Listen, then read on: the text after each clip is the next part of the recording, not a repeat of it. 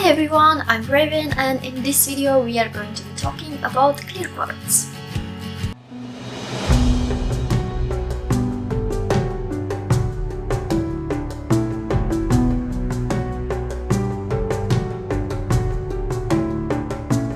Now, quartz is the second most abundant mineral on the earth. It comes in many different varieties such as citrine,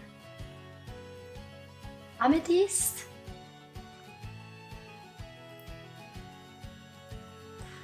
or agate.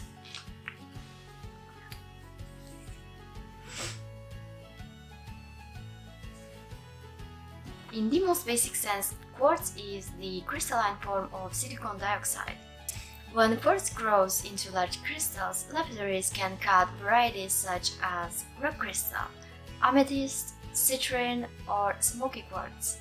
Quartz can also grow into stones made of tiny microcrystals. In this case, laboratories can cut chalcedonies as jasper or agate. How does quartz form? Most quartz forms in igneous rocks or in environments with geothermal water. In igneous rocks, quartz forms as magma cools. Like water turning into ice, silicon dioxide will crystallize as it cools. Slow cooling generally allows the crystals to grow larger. Quartz that grows in silica-rich water forms in a similar way. Silicon dioxide dissolves in water like sugar and tea, but only at high temperature and pressure. Then, when the temperature or pressure drops, the solution becomes saturated, so quartz crystals form. Associations. Now, clear quartz associates with all zodiac signs, all chakras, and all elements, but especially with crown chakra. Where is quartz mined in the world? Rock crystal quartz is found widely distributed, and some of the most notable localities being the Alps, Brazil, Madagascar, and United States. Throughout history, clear quartz has been valued by many civilizations as far back as Lemuria and was extensively used in Atlantis. Quartz played a key role in the development of these ancient civilizations.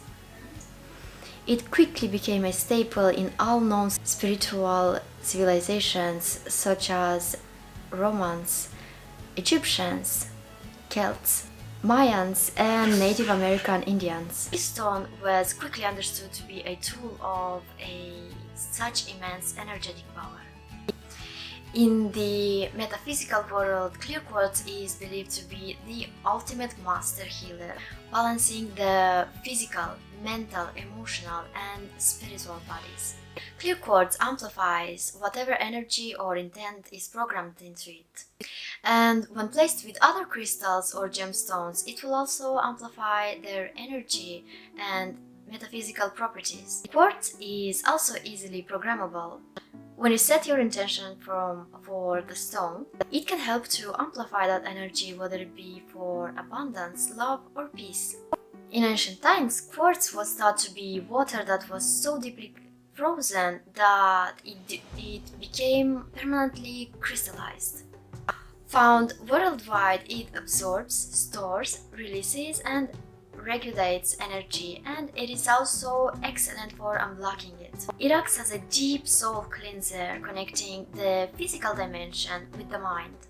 At a spiritual level, this crystal raises energy at the highest possible level. Containing every single color possible, clear quartz works on all levels of being. Storing information like a natural computer, these crystals are a spiritual library waiting to be accessed. Quartz has the ability to dissolve karmic seeds, which are the residue of past life trauma, attitude, or illness that lodges in the etheric body and has the potential to develop into disease or illness into the present life. It enhances spiritual abilities and attunes you to your spiritual purpose. Used in meditation, quartz filters out distractions. Quartz is the most efficient receptor for programming. At a mental level, quartz aids concentration and unlocks memory. Quartz points have different facet shapes according to how fast they formed. These shapes are deeply significant. Crystals come in all different shapes and sizes. Some have natural facets and points, others are rounded and smooth. Some form clusters, others stand alone. There are crystals that are formed in layers and others that are formed in bubbles. Some occur naturally and others are artificially cut to a precise shape.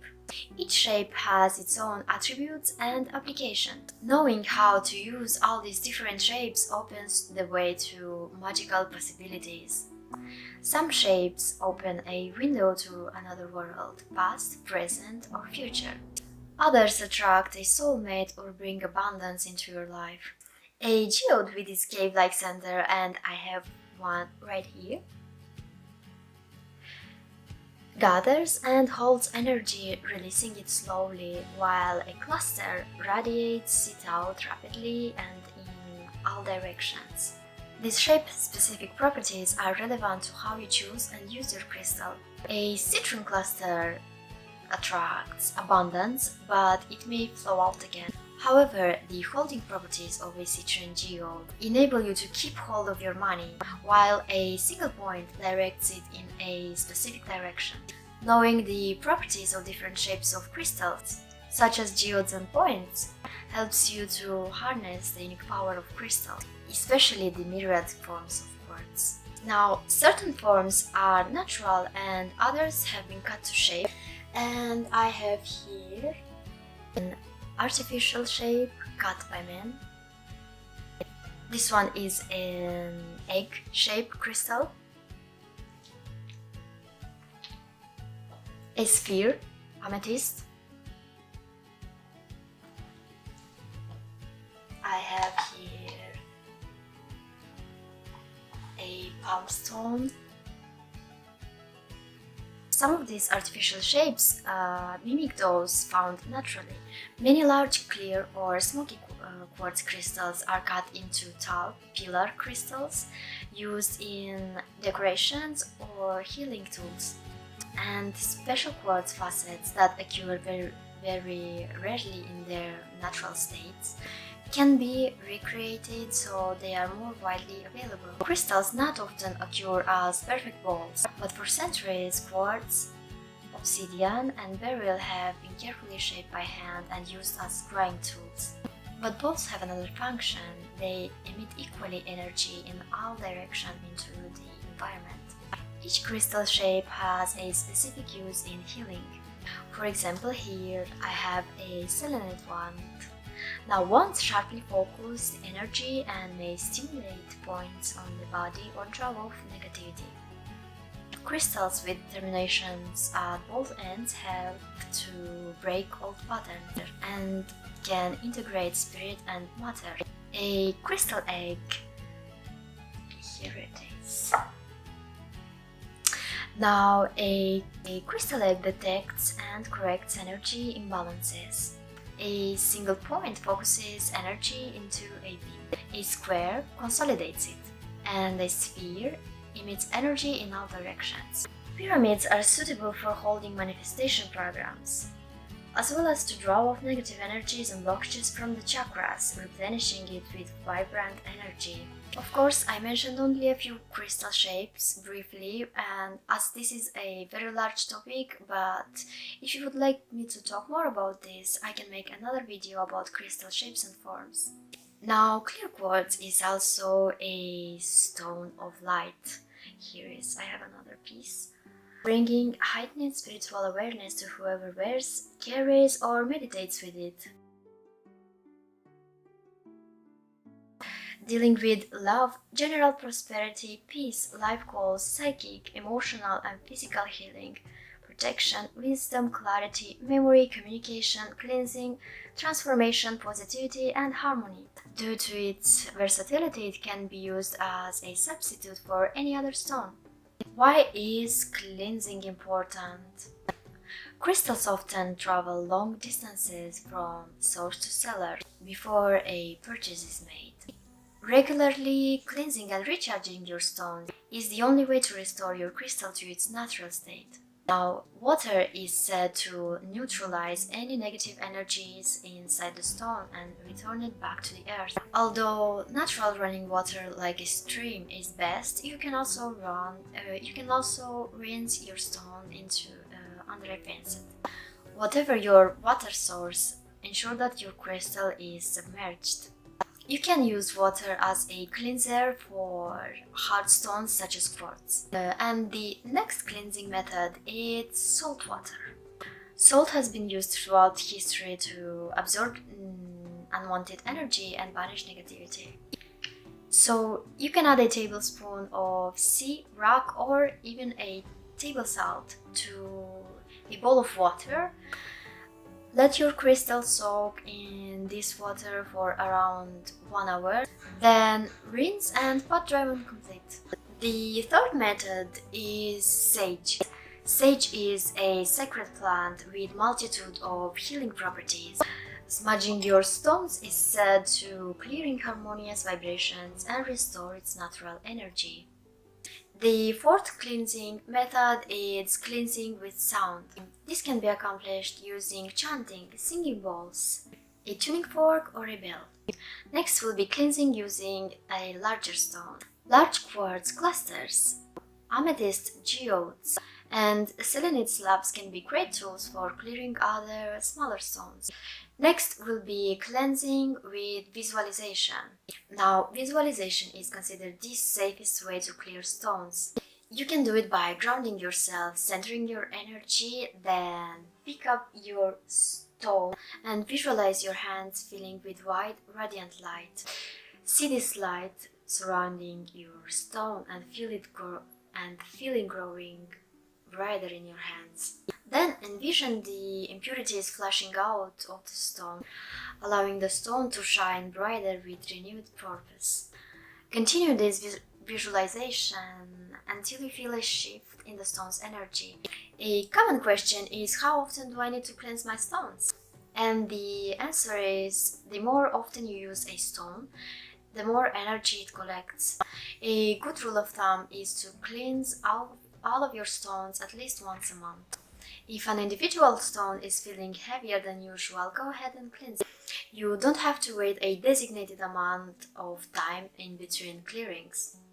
Now, before I end this video, I would like to add something regarding this subject. When it comes to cleansing your crystals, please be always careful and do your own research, as many crystals are not safe to put in the water. For example, and I have here, selenite.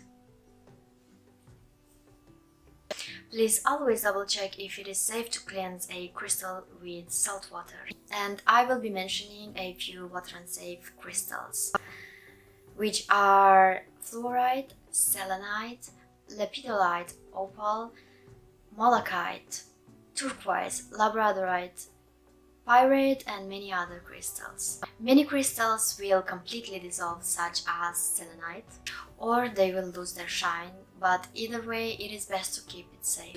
I personally do not use water when it comes to cleansing my stones. I prefer sage instead. And when I can't use smoke cleansing, I will just use my own energy, as this is the best way and the safest way to cleanse your stones.